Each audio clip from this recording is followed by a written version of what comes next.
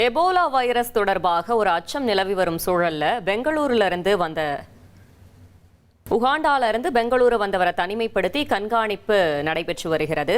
இது பற்றிய மேலும் தகவலை செய்தியாளர் பாரதி ராஜா வழங்கிட கேட்கலாம். பாரதி ராஜா, வணக்கம். அந்த நபர் யாரு, அவருக்கு மேற்கொள்ளப்பட்ட சோதனையில என்ன தகவல் கிடைச்சிருக்கு, முழு விவரங்களையும் சொல்லுங்க.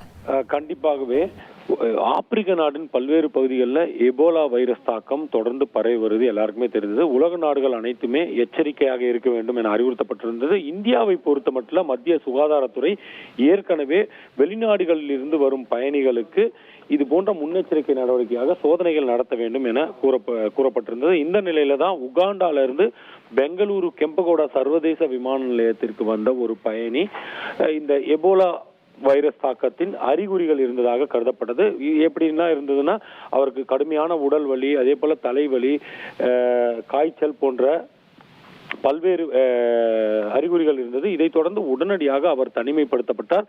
எங்க தனிமைப்படுத்தப்பட்டார் அப்படின்னா, மாநில அரசால் இந்த பேரிடர் நோய்கள் தடுப்பு பிரிவு என பெங்களூரில் இருக்கிறது விக்டோரியா மருத்துவமனையில் அங்கு அனுமதிக்கப்பட்டு அவரது ரத்த மாதிரிகளானது சேகரிக்கப்பட்டிருக்கிறது.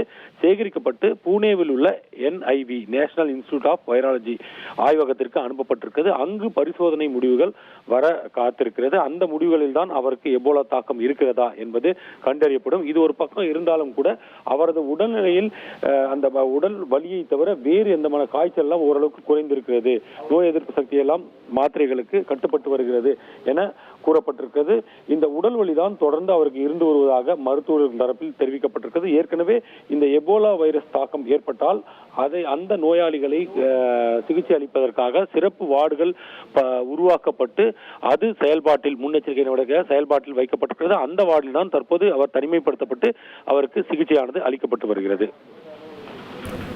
தகவல்களுக்கு நன்றி பாரதி ராஜா.